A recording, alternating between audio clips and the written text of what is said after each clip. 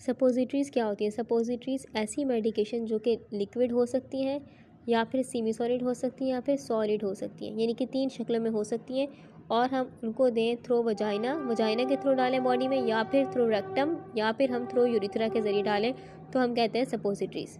ठीक है। अच्छा, ये सपोजिटरी की डेफिनेशन हो गई। अब हम यानी कि फॉर एग्जांपल अगर हम डाल रहे हैं सपोजिटरी को थ्रू वजाइना तो हम बोलेंगे वजाइना सपोजिटरी, अगर हम डाल रहे हैं यूरिथ्रा के थ्रू तो हम बोलेंगे यूरिथ्रा सपोजिटरीज़, और अगर हम डालें रेक्टम के थ्रू तो हम बोलेंगे रेक्टल सपोजिटरीज़। ठीक है। पहले हम डिस्कस करते हैं हमारी रेक्टल सपोजिटरीज़ को, यानी कि रेक्टल सपोजिटरीज़ क्या होती है। रेक्टल सपोजिटरी यानी कि रेक्टल के ज़रिए दी जा रही है, रेक्टम के ज़रिए दी जा रही है। ठीक है, यानी कि पिछले हिस्से के ज़रिए दी जा रही है।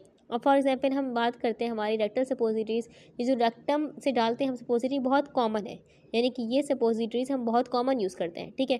सेकंड पॉइंट हम इसका क्या लिख सकते हैं, हमारी जो रेक्टल सपोजिटरीज़ हैं बेसिकली ये क्या है, जैसे कि कॉन्स्टिपेशन कब्ज़ है या फिर हेमोरॉइड्स बवासीर है या फिर आपको क्या है रेक्टल में तकलीफ़ है तो आप रेक्टम सपोजिटरीज़ का इस्तेमाल करते हैं। ठीक है।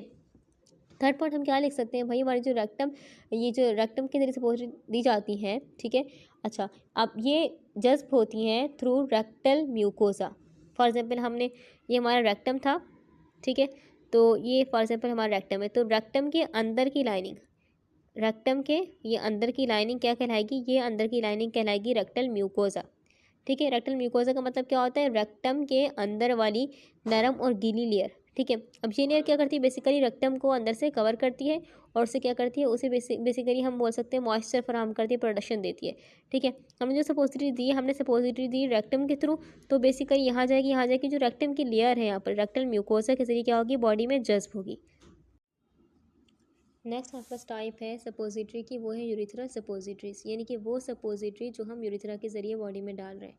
अब ये रास्ता जो है बहुत कम यूज़ होता है, ये तब यूज़ होगा फॉर एग्जांपल अगर हमारे यूरिथ्रा में इन्फेक्शन है तो हम यूज़ करेंगे यूरिथ्रा सपोजिटरीज, या फिर अगर हमारे पास एक ग्लैंड है प्रोस्टेट ग्लैंड जो कि मर्दों में होता है, अगर उस ग्लैंड में मसाइल हैं तो हम यूज़ करेंगे यूरिथ्रा सपोजिटरीज।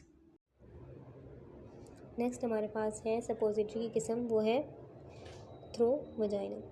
क्या मतलब, अब इसको हम यूज़ करते हैं अगर फॉर एग्जांपल वजाइना में इन्फेक्शन है तो हम यूज़ करेंगे, या फिर अगर यीस्ट इन्फेक्शन है वजाइना में तो यूज़ करेंगे, या फिर अगर हमारे पास हार्मोनल इम्बैलेंस है तो हम यूज़ करेंगे वजाइनल सपोजिटरीज़ को। अब ये सपोजिटरीज़ क्या करती हैं, फॉर एग्जांपल हमारे वजाइना में गई, वजाइना में जाके ये क्या करती हैं, बेसिकली वहाँ पर ये डिज़ोल्व होती हैं। ठीक है। डिज़ोल्व होकर क्या करती हैं, मेडिकेशन वहाँ पर रिलीज़ करती हैं। अब हमने बात की कि हम इसको इस्तेमाल करते हैं अगर हार्मोनल इम्बैलेंस है, यानी कि वजाइनल हार्मोनल इम्बैलेंस का मतलब होता है कि इसमें क्या होता है, अक्सर हमारे पास एस्ट्रोजन हार्मोन जो है, एस्ट्रोजन हार्मोन का लेवल क्या हो जाता है, कम हो जाता है।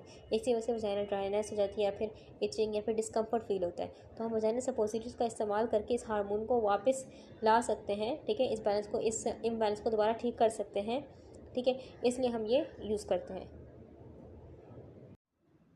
सपोजिटरीज़ के क्या क्या फ़ायदे हैं, पहला फ़ायदा क्या है, कब्ज़ के इलाज में इस्तेमाल करते हैं, या फिर अगर बवासीर यानी कि हेमोरॉइड्स के इलाज में इस्तेमाल करते हैं, या फिर अगर हमारे प्रोस्टेट के मसाइल में, प्रोस्टेट के अंदर मसाइल हैं तो भी हम सपोजिटरीज इस्तेमाल करते हैं, थ्रू यूरिथ्रा के ज़रिए देते हैं, या फिर हार्मोनल रिप्लेसमेंट में इस्तेमाल करते हैं। ठीक है। अगर हार्मोन इम्बैलेंस है या फिर अगर हमें पेन हो रहा है, दर्द हो रहा है रेक्टल या वजाइनल कहीं भी, तो हम इस्तेमाल कर सपोजिटरीज़ का इस्तेमाल करते हैं, या फिर हम इसको इस्तेमाल करते हैं कोलोनोस्कोपी से पहले। कोलोनोस्कोपी मतलब क्या होता है, यानी कि कोलोनोस्कोपी मतलब होता है जब हम क्या करते हैं, सपोजिटरीज़ का इस्तेमाल करते हैं ताकि हम क्या करें, अपनी इंटेस्टाइन को साफ़ करते हैं। इंटेस्टाइन को साफ़ करते हैं, ये सपोजिटरी बेसिकली क्या करती है, रेक्टम में हमने दी, फॉर एग्जांपल ये हमारा रेक्टम था, हमने रेक्टम में क्या दी, सपोजिटरीज दी, फिर यहाँ पर इंटेस्टाइन वगैरह, तो ये रेक्टम के थ्रू कहाँ जाएंगी, रेक्टम में बेसिकली ये डिज़ोल्व होंगी वहाँ पर, और फिर इंटेस्टाइन को स्टिमुलेट करेंगी। क्या करेंगी, इंटेस्टाइन को स्टिमुलेट करेंगी और हमारी जो बाउल मूवमेंट होगी, यानी कि पेट साफ़ होने में हमारी हेल्प करेंगी। उस वक्त हम करते हैं जब हमें कोलोनोस्कोपी के लिए क्या करनी होती है, आंतें बिल्कुल क्लियर और चाहिए होती हैं ताकि हम देख सकें कि आंतों में क्या हो रहा है।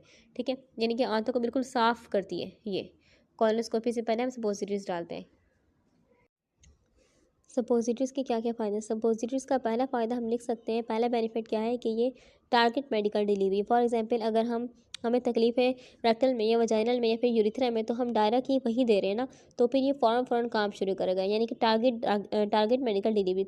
सेकंड पॉइंट हम लिख सकते हैं कि सपोजिटरीज़ का एक फ़ायदा ये भी है कि क्या करती है, मतलब फ़ौरन एक्शन करेगी। ठीक है। जल्दी ऑब्जर्व होगी, एब्जॉर्ब भी जल्दी होगी और एक्शन भी जल्दी करेगी, क्योंकि हम दे ही डायरेक्ट उस जगह पर रहे हैं। ठीक है। थर्ड पॉइंट हम ये लिख सकते हैं कि सपोजिटरीज़ का एक फ़ायदा ये भी है कि क्या करती है, यानी कि ये गैस्ट्रो इंटेस्टिनल या फिर ओरल एडमिनिस्ट्रेशन से हम जो दवाई ले रहे थे, जो नुकसान हमें हो रहे थे, उससे बचा रही है। फॉर एग्जाम्पल अगर आप दवाई लेते हैं मुंह के ज़रिए, तो आपके मुंह के ज़रिए आप फिर जाएगी स्टमक में जाएगी। स्टमक में क्या है, बेसिकली बहुत तेज़ाबियत वाला माहौल है, तो वहाँ पर दवाई का अक्सर हिस्सा क्या होता है, ज़ाया हो जाता है। ठीक है, तो हम सपोजिटरीज़ इस बात से क्या है, बिल्कुल बेपरवाह है, यानी कि इसको हम डायरेक्ट दे रहे हैं रेक्टल वजाइना या फिर यूरेथ्रा के ज़रिए, जहाँ पर कोई ऐसा मसला नहीं है। ठीक है, फोर्थ पॉइंट हम लिख सकते हैं बेसिकली कि सपोजिटरीज़ वो लोग आराम से ले सकते हैं जिनको क्या मुंह से दवाई लेने में मुश्किल हो रही है, तो हम सपोजिटरीज़ उनके लिए एक बेस्ट ऑप्शन है।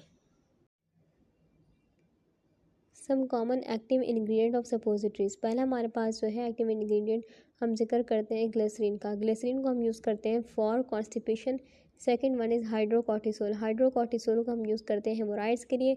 Third is oestrogen. एस्ट्रोजन को हम यूज़ करते हैं फॉर हार्मोन रिप्लेसमेंट के लिए। फोर्थ वन इज़ हमारे पास है क्लोट्रीमाजोल। क्लोट्रीमाजोल को हम यूज़ करते हैं एंटी फंगल, यानी कि अगर फंगस के ख़िलाफ़ इस्तेमाल करते हैं। फिफ्थ वन इज़ हमारे पास है लिडोसिन। लिडोसिन को हम यूज़ करते हैं बेसिकली दर्द को कम करने के लिए। लिडोसिन बेसिकली एक एनेस्थेटिक है, यानी कि उस वक्त क्या कर देगा, सुन्न कर देगा। ठीक है, इस सारे सपोजिटरीज में एक्टिव इंग्रेडिएंट डिस्कस कर लिया हमने।